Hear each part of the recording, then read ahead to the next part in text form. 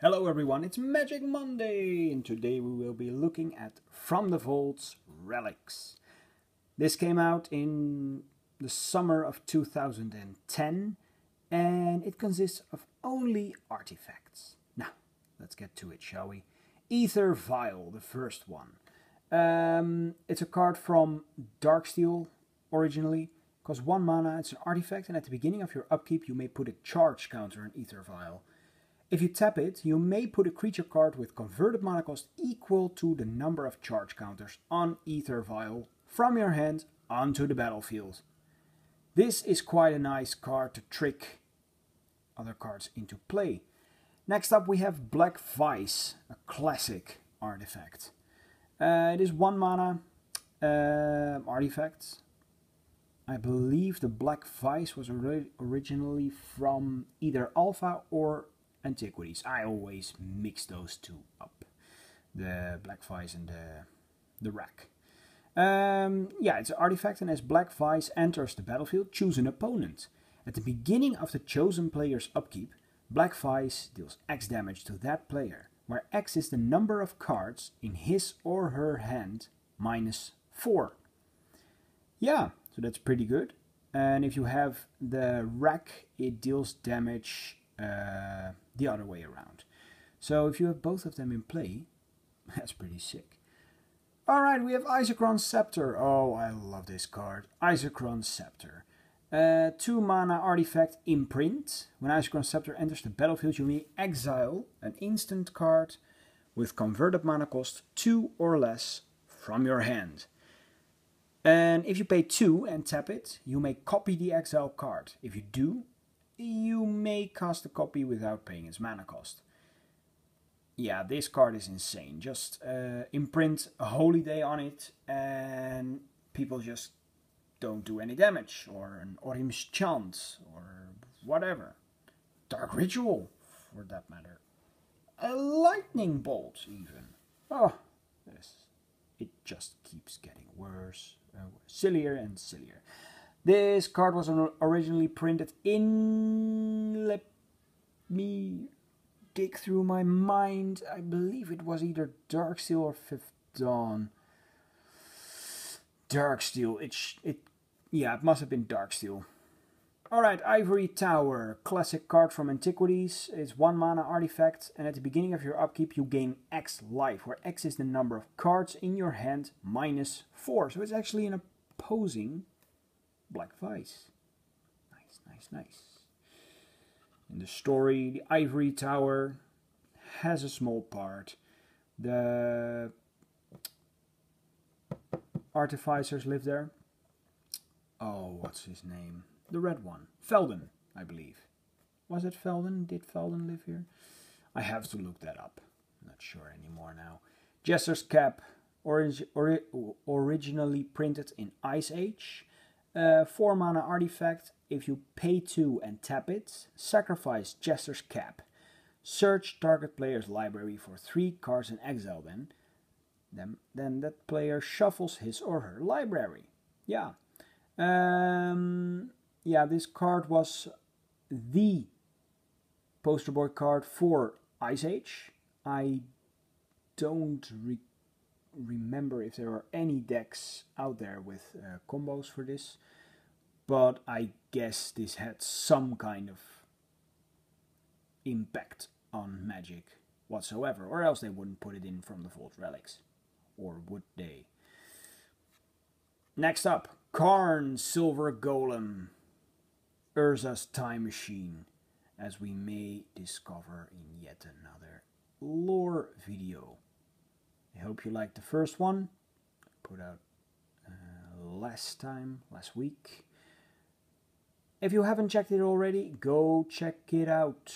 It is about Nicol Bolas and his big brothers and the Dragon War.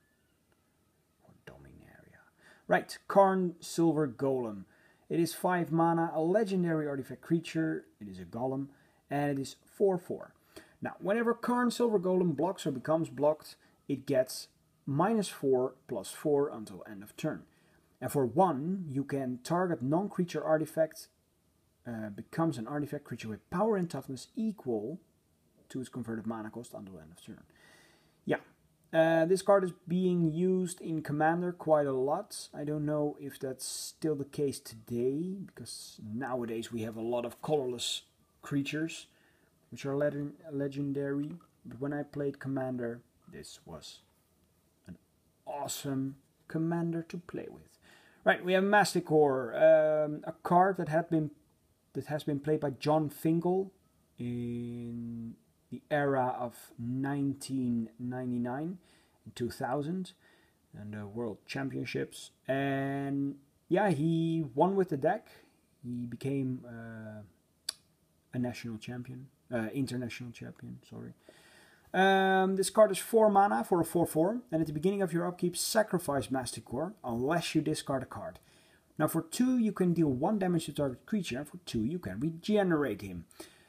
So the idea was to constantly ping all the creatures from the table, as I recall the deck. I still have it somewhere here, somewhere. Oh, I could make a deck out of this. Oh, that would be fun. Nice. World Championship deck decks coming up soon to this channel near you. Right, Memory Jar, 5 mana. Oh right, this one was printed. This one was printed in Urza's Saga. This one was printed in Urza's Destiny. And this one, Memory Jar, was printed originally in Tempest. It still is 5 mana. It's an artifact, and if you sacrifice Memory Jar, each player exiles all cards from his or her hand face down and draws 7 cards. Cool. At the beginning of the next end step, each player discards his or her hand and returns to his or her hand each card he or she exiled this way. So first of all, you just throw away the cards, exile them, draw 7 cards, do some stuff with that, then you discard that hand and you take back your old one. Cool card. Cool card. Mirari, yeah, from Odyssey. The Mirari was actually the symbol, the set symbol for Odyssey. If you don't believe me, go check it out. Go get your binder or your deck or your singles from Odyssey and check it out. It is the Mirari. Now, the Mirari is a legendary artifact for 5 mana. Wars were waged on the Mirari, on Dominaria, on the island where the whole Odyssey and Onslaught block took place. So, whenever you cast an instant or sorcery spell, you may pay 3. If you do, copy that spell. You may choose new targets for the copy. Right. You can copy everything you like. Yeah, the Mirari was taken by Karn. First of all, it was forged into a sword, wielded by Kamal. Then Karn took the Mirari and he created the entire plane of Mirrodin out of the Mirari. I know, it sounds crazy, doesn't it? Machs Diamond, 0 mana, just like any other Machs. And it is an artifact. If Machs Diamond would enter the battlefield, you may discard a land card instead. If you do, put Machs Diamond onto the battlefield. If you don't, put it into its owner's graveyard. Yeah, you have to sacrifice a land. Just any land. You can discard a basic land or a non-basic land, and then you can tap it for a mana of a color of your choice. It still is a powerful card. It is a very powerful card. Navirael's Disc. 4 mana artifact. It enters the battlefield tapped. This one was printed in Alpha.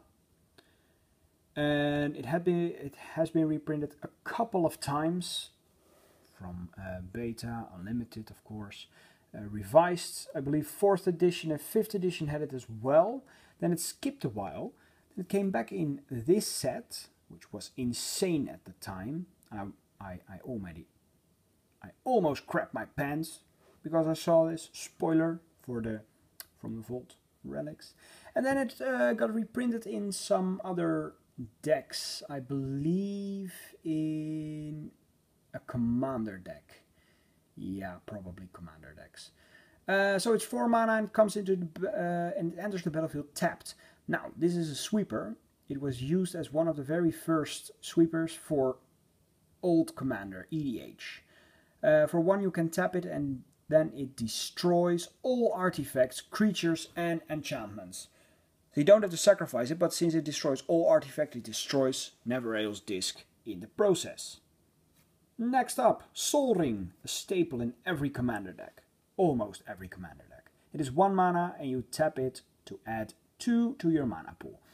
Unfortunately, I don't like this art, but this was before they printed the commander decks. And they overprinted Sol Ring to oblivion. Now it's worth nothing. Nothing, I tell you. Give away these things to anyone who wants them. At work, at least. I don't have that money in. I don't have that many anymore. But I still have a very nice looking promo card of this. A Judge promo. I will show it to you guys some other time. I don't have the binder here with me. But I will show it to you some other time. When I maybe review some promos. Yeah, that will be nice. Sundering Titan from 5th edition. Sorry, 5th Dawn. My bad. Or was it Darksteel? No, it was Darksteel. I keep confusing those sets from that block. Sundering Titan. It's an artifact creature golem for 8 mana. It's a 7/10. When it enters the battlefield or leaves the battlefield, choose a land type of each basic land type, then destroy those lands. Wow. So yeah, basically you pick 1 of each type, if there are any, and then you destroy those lands. So it has a potential of 5 destroyed lands. Now then, the Sword of Body and Mind. For 3 mana, it is an equipment. Equipped creature gets +2/+2 and has protection from green and blue. It is part of the Sword Cycle, which started in Darksteel, with Fire and Ice and Light and Shadow. Then it continued in Scars of Mirrodin with the Body and Mind, and the set next to that, Mirrodin Besieged. It had the black and green one. And then in New Phyrexia it had the Sword of War and Peace. Now this one, if your equipped creature deals combat damage to a player, put a 2/2 green wolf creature token onto the battlefield, and that player puts the top 10 cards of his or her library into his or her graveyard. And it equips for 2, obviously. Wow. I remember playing this card in Standard when Scars of Mirrodin was legal and Zendikar was legal. This card just came out and it was hard to get, but it was amazing to play this card. I have fond memories of this one. Zuran Orb. 0 mana artifact, sacrifice a land, you gain 2 life. Now I can't remember for the life of me how the deck worked with Zuran Orb, but I remember playing against someone way back, and I'm talking about 13 years ago. Someone had a Zuran Orb in his deck, and he was discarding like crazy, sacrificing his land, gaining intense amounts of life, and it was infinite. I can't remember what kind of deck it was. Seriously, I don't remember. Well, I hope you guys enjoyed this video. I like to do more of these, actually, from the vaults. And so next week, we will be talking about From the Vaults Legends. See you guys later. Bye.